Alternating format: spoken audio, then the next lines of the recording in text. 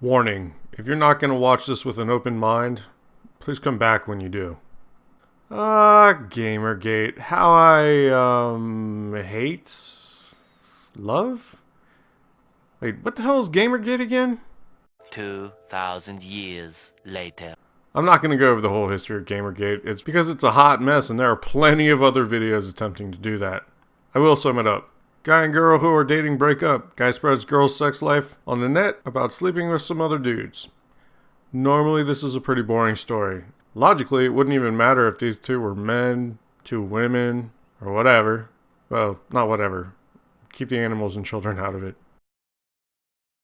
Except that one of the people is a game developer and the other person is a games journalist. But that's where I'm going to stop telling stories about people. Why?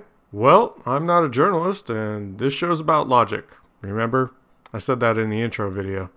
But there is another reason I stopped. Before we go down the logic rabbit hole, I just want to quickly address the current state of Gamergate. Currently, many people believe there are two sides to Gamergate. Pro-Gamergate and anti-Gamergate.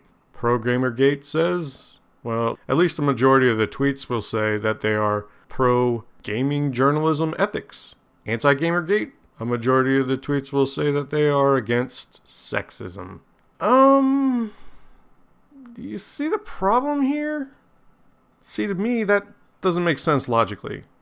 It's like one person yelling that chocolate's the best and ice cream is terrible, and then the other person yelling back at them saying, I strongly disagree with you. You must hate dogs because I love cats.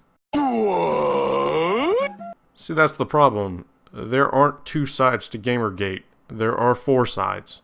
Those for or against journalistic ethics, and those for and against sexism. See, ethics is the philosophy of doing what is right or wrong, while sexism is discriminating based on a person's sex. I seriously doubt that if I sat someone down and said, are you against ethics in media? That they would say no. Nor would I imagine many people in the first world admitting to endorsing sexism. If all of this sounds totally ridiculous, that's because it is. Does game journalism need ethics? Absolutely. All media needs it. Does gaming need to be nicer or more inclusive of women? Hey, look, hey, men are talking. Please, miss. This game is 17. Men are talking. Yes, but they also need to be nicer to each other as well. Put your hands up! Put your hands up!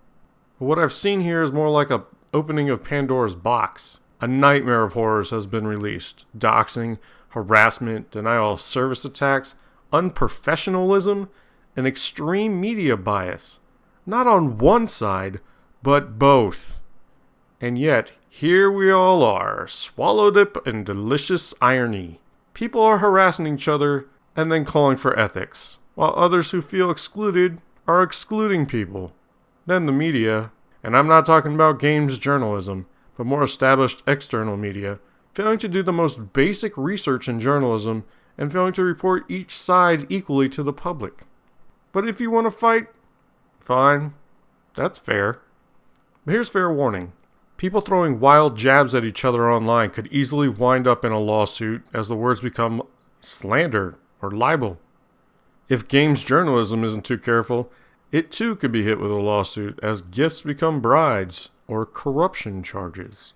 Just remember, when you fight someone, fight the argument, not the person. But let's end on a positive note, because even Pandora's box had hope at the bottom of it. Many of these gaming sites started to introduce ethics policies. Are they good? They're a start. As for the Gamergate hashtag, honestly I think everybody should drop it and adapt new ones.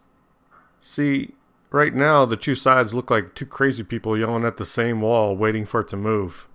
And as for new tags, I would say Pro Gamergaters hijack Ubisoft's Watch Dogs tag and keep tags on the industry. And the anti-Gamergaters steal Valve's Portal hashtag.